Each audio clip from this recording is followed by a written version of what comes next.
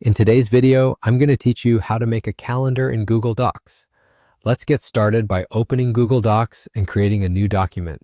Once you have your blank page ready, the first step is to navigate to the Insert menu at the top of your screen. Click on it, and from the drop-down list, select Table.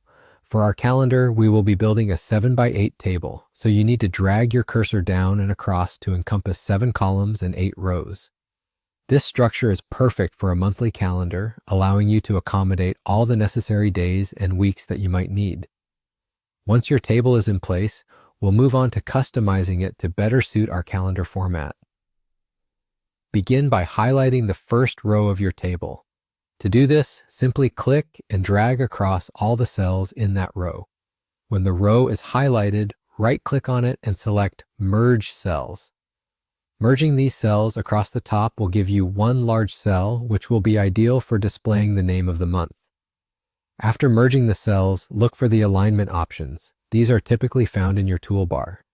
Change the alignment of this merged cell from left alignment to center. Centering the text here will create a neat and organized look, which is always helpful for when you fill it in with the name of the month. Now that the top portion of your calendar is set, let's move on to adding the names of the days.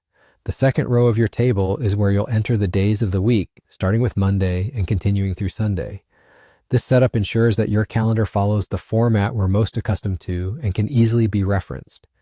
Make sure to type in each day clearly so that they stand out on your calendar. Finally, we need to fill in the dates for each day. This will be placed in the remaining rows of your table. For this tutorial, I'll be entering random numbers just to demonstrate how it's done.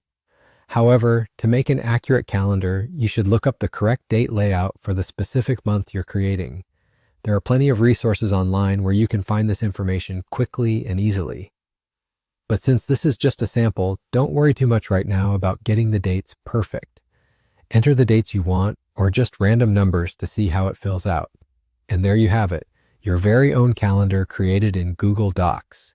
It's a simple yet effective way to organize your schedule within a document. Thank you for watching, and I hope you found this tutorial helpful.